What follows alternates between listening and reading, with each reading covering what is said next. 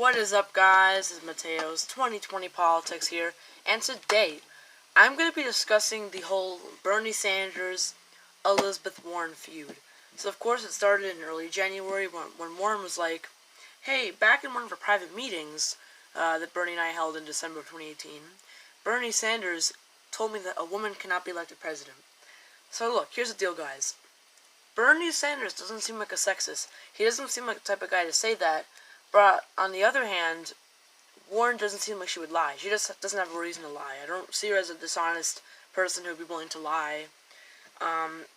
Unless this is just a whole calculation, a whole political calculation, which wouldn't make sense for her. But yeah, on one hand, he doesn't seem like a sexist. On the other hand, she doesn't seem like a liar. So I don't know. And it is pretty strange how Warren and Bernie were all cool with each other up until now. Warren suddenly comes out after a whole year with this, because mind you, this meeting was held in December of 2018. Now, she didn't lie about the meeting, because the meeting was real. What she could have lied about was what Bernie said, which was women cannot be elected president of the United States. Now, once again, it's strange how over a year after this event, Warren comes out and abruptly says, oh, you know what, Bernie said this, and then she just becomes really aggressive with him at the debate. She refused to shake his hand, and she just started becoming really bitter with him out of nowhere, like over a year after their whole alliance was stated and created. So now I'm going to show you just a bit of a refresher. I'm going to show you the clip that was captured after the 7th Democratic presidential primary debate, in which Warren refused to shake Bernie's hand, with the audio, of course. I think you called me a liar on national TV. What? I think you called me a liar on national TV. Let's not do it right now. You want to have that discussion, we'll have that discussion. You called me, you told me. All right, let's not do it now. I don't want to get in the middle. I just want to say hi, Bernie. Yeah, good. Okay. She walked away with... You know what, guys?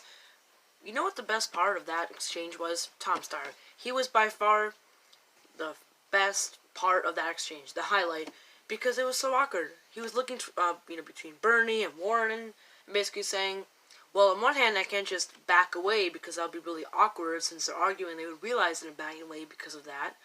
But on the other hand, I can't just stay and watch them argue because it would be even more awkward. So he just kind of stuck around like this.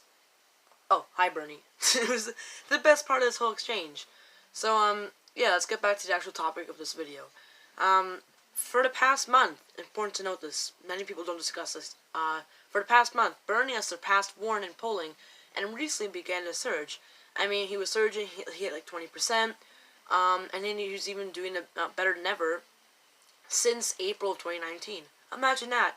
He was higher, he was doing the best he ever was since April 28. Damn it, Mateo. He was doing, the best since April 2019. That's huge. That's what you call a surge.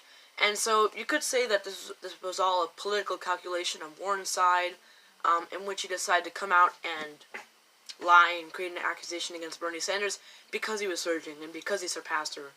And I have no evidence to prove that it was a lie. I don't really have any evidence to disprove or prove any side of this argument. Because, once again, Bernie isn't a sexist, but Warren isn't a liar, so I really don't know.